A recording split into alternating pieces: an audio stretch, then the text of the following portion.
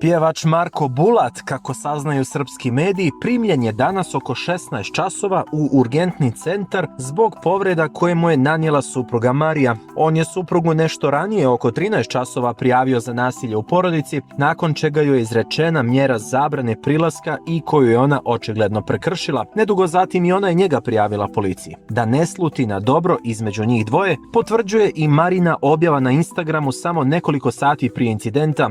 Ona je napisala: a ono posljednje, najveće razočarenje u nekoga doživiš kada shvatiš koliko malo je potrebno da taj neko digne ruke od tebe. Tada shvatiš da nije vredan ničega, ni tvoje ljubavi, ni suza, ni vremena, jednostavno pustiš ga, jer te on odavno već pustio. Svi su ubijeđeni da se ove riječi odnose na njenog supruga Marka. Na pitanje novinara šta se desilo, Marija je odgovorila: ako me poznajete, znate kakve sam građe i da ja ne mogu njega da povrijedim. Negiram da sam mu nanijela povrede. Možda juče kad sam ga grlila ili nekim predmetom, a da se ne sjećam. Ja ga od jučer nisam vidjela, kod kuće sam sa decom. Znate da sam ja bolesna, ima onih koji čak i od bolesne dece beže, dodala je ona zagonetno. Medije je zanimalo da li je možda ona ta na koju je Marko nasrnuo. I da se tako nešto dogodi, ja to nikad ne bih rekla, jer je on otac moje dece, rekla je Marija. Inače, u avgustu 2017. Marka Bulata i njegovu suprugu privela je policija u Crnoj Gori zbog posjedovanja narkotika. Bulatova supruga je tokom ispitivanja tvrdila da je droga njena i da je ona konzumira. Protiv nje je podnesena prekršajna prijava jer je riječ o manjoj količini narkotika. Zovite nju pa je pitajte.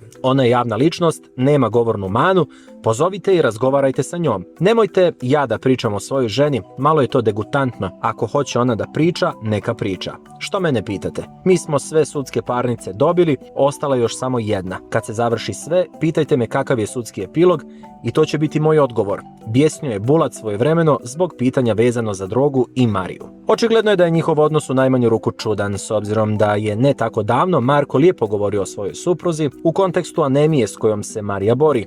Tada je rekao: borimo se, njena bolest je i moja bolest. No samo 9 mjeseci od tada čini se da se desila kap koja je prelila čašu, i to nažalost u vidu fizičkog nasilja.